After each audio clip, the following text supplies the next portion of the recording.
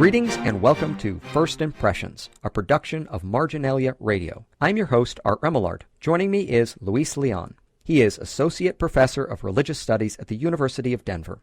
Today, Luís joins us to discuss his new book, The Political Spirituality of Cesar Chavez, Crossing Religious Borders, published by the University of California Press in 2015. Luís, thank you for joining us. Thank you for having me. Can you give us a thumbnail sketch of who Cesar Chavez was and why he was significant? Sure. I should first say that the book is not a biography, or it's not a history, and it's not an ethnography. I call it a mythology. I'm writing about the myths that he created about himself and those that continue to surround him. Cesar Chavez was born in Arizona in 1927 in Yuma County, and he was born on a ranch, and his family included his paternal grandparents and his parents and his brothers and sisters. At the age of 5, the Chavez family lost the ranch, and they were forced into the migrant farm worker labor stream. So they traveled up and down California picking crops and oftentimes living in the car or living in makeshift tents and labor camps. They were extremely poor. He went to a number of different schools. Then in 1944, he joined the Navy at age 17, and he spent 2 years in the Pacific, which he said were the worst 2 years of his life. He discovered a global racism and post-colonial world that gave him a much broader perspective on class exploitation. So he returned to California and married, after 2 years, and married his sweetheart, Helen Fabella, and they began raising a family. He had 8 children, and he met Fred Ross. And Fred Ross was a community organizer who worked for Saul Alinsky's CSO, Community Service Organization, doing community-based sorts of political and social improvement projects. So Fred Ross was organizing in San Jose, and he met Chavez there. And he recruited Chavez to become a community organizer. So Chavez worked as a community organizer for about 10 years, and then he decided to quit the CSO and began organizing farm workers in 1962. So he and his wife and their children moved to Delano, Central Valley, California, where they had relatives, so that if they were in need of any support, they could rely on their relatives. He also recruited Dolores Huerta, who was working with the CSO, to become the first vice president. And they began going door to door and organizing workers. They called it the Farm Worker Association because they were following the dictates of Pope Leo XIII and Rerum Novarum, who admonished workers to organize into labor associations. In fact, their first charter for the Farm Worker Association, FWA, includes large quotations from Rerum Novarum. So they were successful in getting people to join, but they weren't successful in getting growers to sign contracts until 1965, when they had their first major action, which was a march from Delano to Sacramento, California, the state capital, a distance of about 300 miles. And at the end of the march, they had 10,000 people in the ceremony at the state capitol. At that time, the first grower, DeGiorgio, signed the contracts. It was the first grower to sign contracts. So at that point, the labor union was born. In the mid-70s, he began relocating the organization to Keene, Kern County, outside of Bakersfield, to a former tuberculosis sanatorium that they purchased, and they called it Nuestra Senora Reina de la Paz, or Our Lady Queen of Peace, or just La Paz. So it became like a commune, and at one point it had 250 families living there, and that's where he was living when he died in 93, and he's buried there. And in 2012, President Obama traveled there to give a speech. He was then a candidate for re-election, and marked it as a national landmark. So what do you mean by the political spirituality of Cesar Chavez? There are a number of attempts in books and in other papers to claim Chavez as a devout Catholic and to argue that the UFW was a Catholic movement. And I think that the movement initially was infused with a lot of Catholicism, but it was not limited to the mandates of the Catholic Church. So his religiosity, his spirituality was fluid and shifting, and it was capable of transformations in order to work for social justice. And that's what he did. He deployed his spirituality in efforts to make this world a better place. It was very political. And I can't say whether or not he was sincere in his beliefs in Catholicism or whatever else he experimented with, because I can't get inside his head and inside his heart. All I can talk about is the record.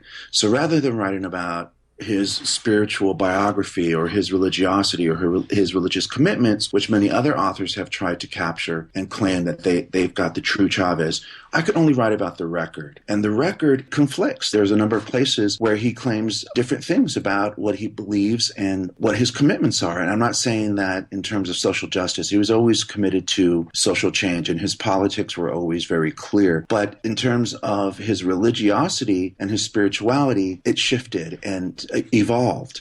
So I'm writing about that. And he said a number of different things about his own subjectivity, his own religious subjectivity. So he was creating myths about himself, and others created myths about him. So I think the most striking part of this story is not necessarily to get at the truth, with a capital T, whatever that means, of Cesar Chavez, but to talk about how he positioned himself and how others regarded him and talked about him and what the meaning of the incongruity is. And I am arguing that the meaning of the incongruity of his spiritual commitments is political, that there are a lot of different interests that are competing over his memory because it carries tremendous cultural capital. And he also wanted to deploy how he was going to be remembered in favor of causes that he supported. So really more than a truth about Chavez, I think there's more in the mythology.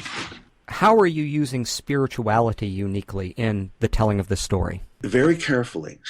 I have a section in which I grapple with the definition of spirituality, and I know that many historians of religions and religious studies scholars are averse to the term spirituality. In fact, in my own training, I was told not to use the term because it doesn't have a sort of empirical or scientific definition. But I discovered in the course of this work that Michel Foucault has a very interesting and I think a very useful definition of spirituality, which is the transformation that a subject must undergo in order to reach truth. Those necessary sorts of freedom acts that Foucault called it in order to reach truth. And I thought that was very fitting, apropos for Chavez, because Chavez followed Gandhi in his definition of God. He said, truth is God. Not that God is truth. And Gandhi is very clear about this. He says, I'm not saying the usual definition, which is God is truth. I'm declaring that truth is God. And Chavez read a lot of Gandhi. He claims to have read the complete corpus of Gandhi. So he used that definition, truth is God. So he was really trying to reach truth. And I thought that Foucault's definition of spirituality as those transformations that a subject must undergo to reach truth really captured the essence of how Chavez himself defined his own spiritual pursuits. You mentioned Gandhi, but it seems that King is also another influence specifically on nonviolence. Can you talk about the way in which King's movement influenced Chavez's movement? Yes. Chavez himself often gave credit to King for inspiring his actions. Chavez said that he read about King in the newspapers, and it gave him his own ideas for pilgrimage and for political marches as pilgrimages and boycotts. So Chavez and King never met, but they spoke on the phone, and Chavez also worked with people who worked with King during his lifetime, and King sent telegrams to Chavez. He sent 2 telegrams during Chavez's love fast of 1968. And in those telegrams, he said, our 2 separate movements are really one. It's the struggle for human dignity. And one of the arguments I make in the book is that in colonialism, religion produced race, because religion was the mechanism by which to justify colonization.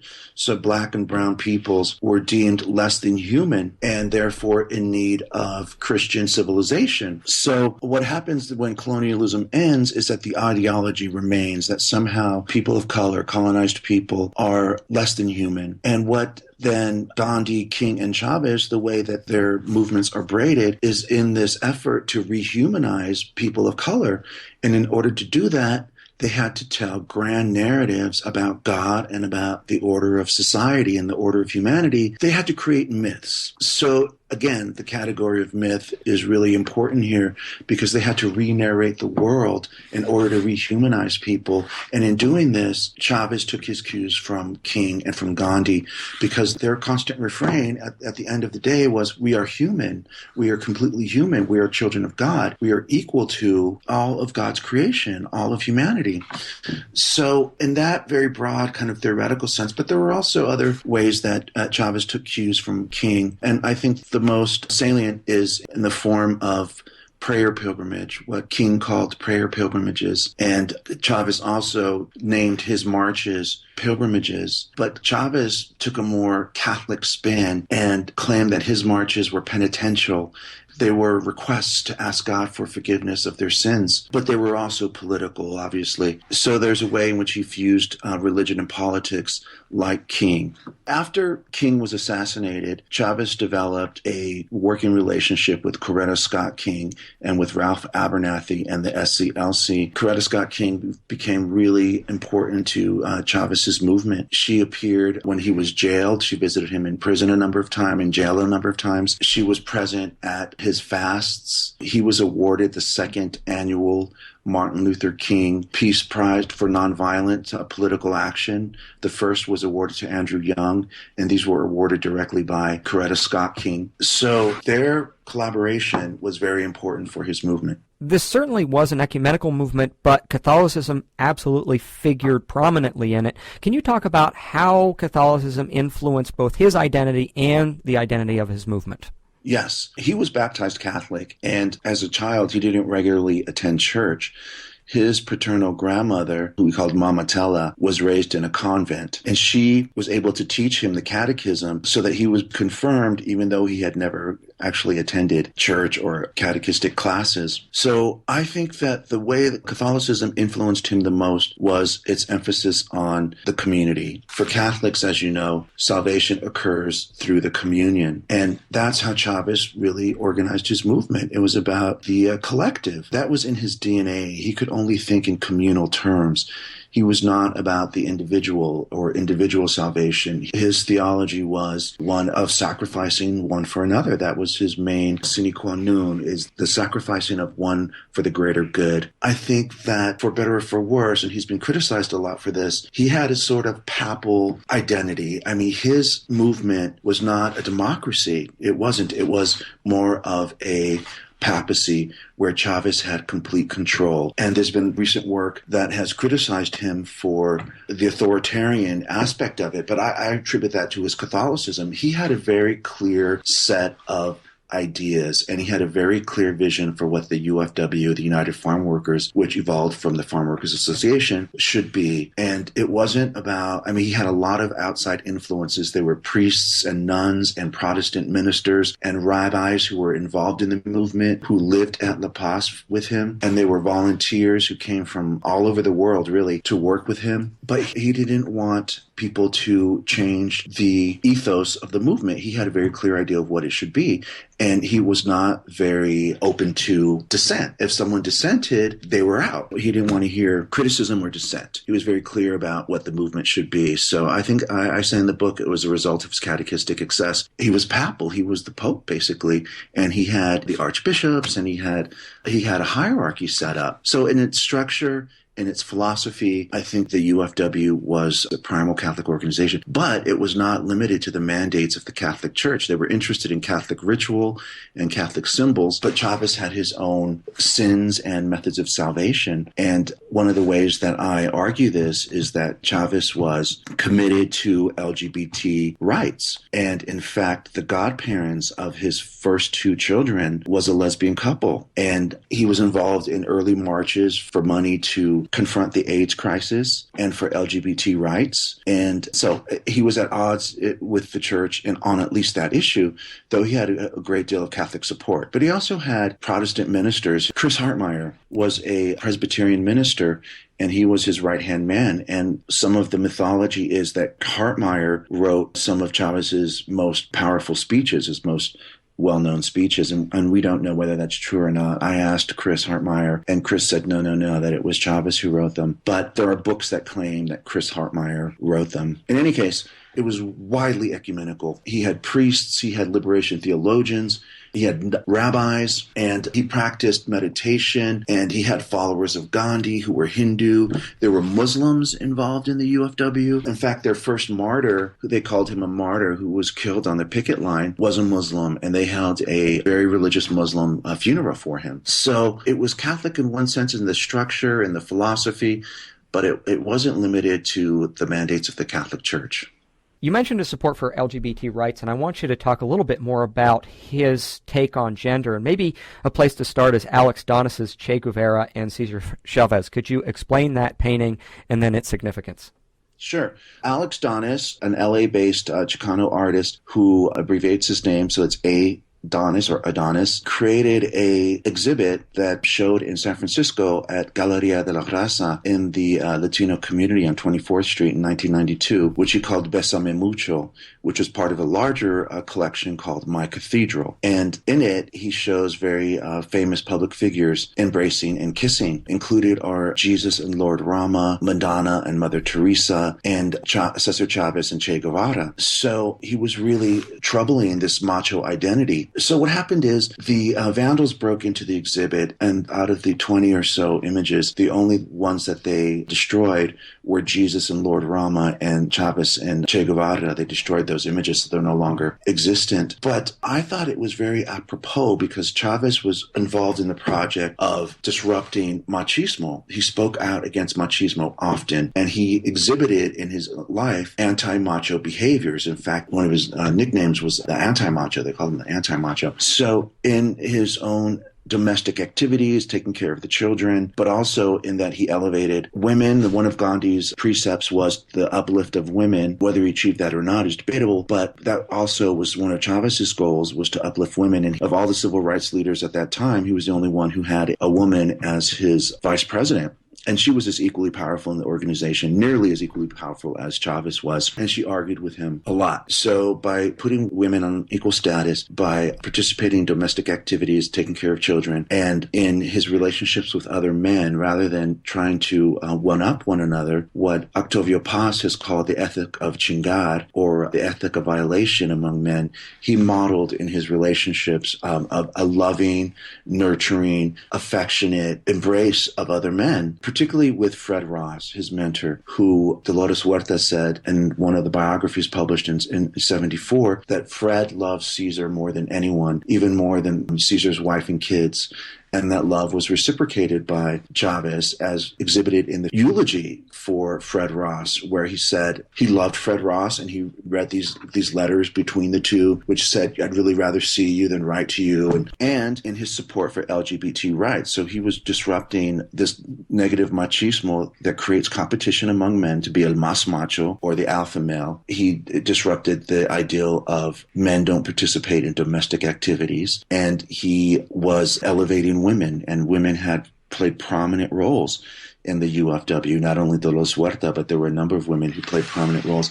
And he spoke often about how women have a special kind of unique, what he called staying power, a kind of tenacity that men lack. So, and he's been criticized as being sort of a patriarch, because in his speeches, he often addressed men, particularly in his best-known work, which was the speech that ended the Love Fast in 1968, which, ended with "God help us to be men." And he said, this is what men need to do. We need to sacrifice for one another in a totally nonviolent struggle for social justice. And the reason is that men were bringing violence into the movement, and the first fast was meant to stop that violence.